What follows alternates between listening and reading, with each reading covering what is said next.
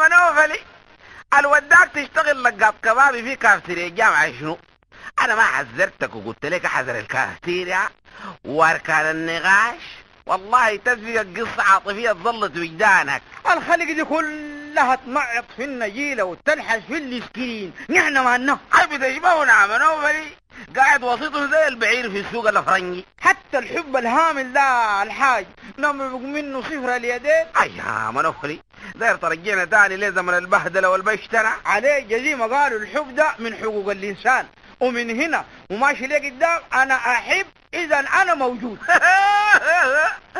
الحب ده ساهل، الزوي وزي كده يا منوفلي نطلعوا مسكول بابتسامة واحدة تسحب رصيدك وتخلي دوائرك مشغولة. بنات الزمن ده الحاجة اخوي ضارباه انجن السماحة. العجب العجيب كان جاتك لابسة طقم مرقم، امانة ما تخليك شغال هزاز.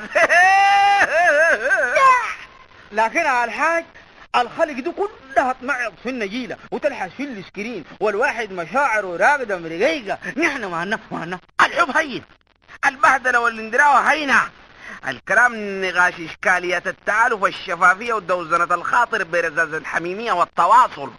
كان بيقعد عليك كلام عليه جزيمة أشحن ولوري حب وقندران غرام ومصايب. منوفلي البنية ست شاي سمح الخيرة دي قم سوار ما خدت بنبرة في حنانك. الله يا الحاج يا أخوي، والله ستات الشاي دل بهدلنا العاصمة القومية دي شت. انت قايل الناس زين راميهن الشاي عليه جيبه كله الراميهم مرض حامد، لكن المو عارف بيقول شاي. الله منوفلي صدقت، الواحد فات قاعدة في البنبر 4 ساعات تقول حاضر له بيض. وحكمة الله الحاج يا اخوي ما في زوج كبير على الحب، الأكبر عليه جد اسماعيل تلقاه جار بنبره ويشفق في الشاي كيف ويتبسم. والله ذكرتني منوفلي حاج هناي ما في داعي انا اذكر اسمه واخذ ذنبه. شفت لك يومتها قاعد جنب ست الكسرة، لكن خدت منبره يعني في وضع بتاع عكس، ياكل في الكسرة ويعاين في ست الشاي. يعاين لما نظرت وقع جملة حروب.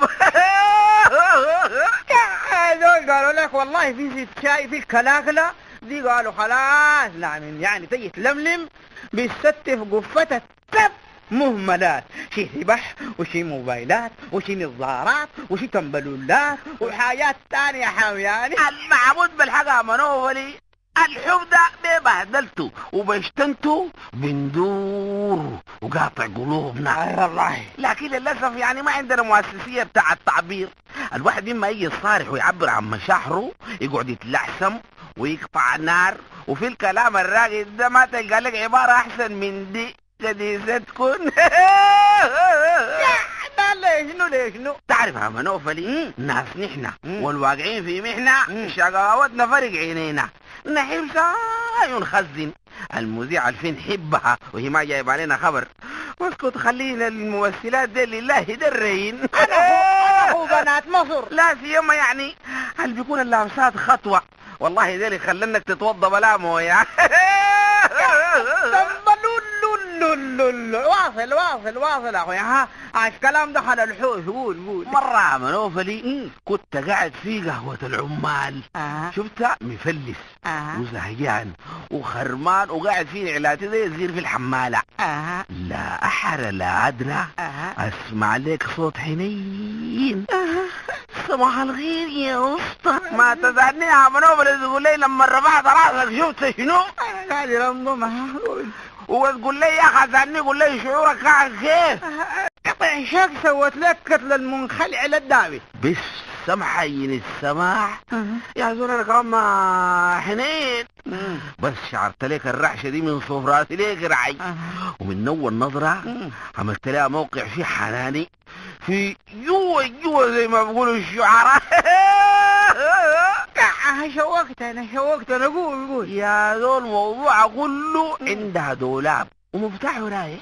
عايزاني افتح الدولاب وغير الكالون يا زول ها في دقيقه كده ولا اقول لك اقل من دقيقه صلحته بس اتكيفت مني وقالت لي شكرا يا رايع. يا زول مالت لي جيوبي قروش ولو واحد لي ماي انا طبعا رقدت دقوة.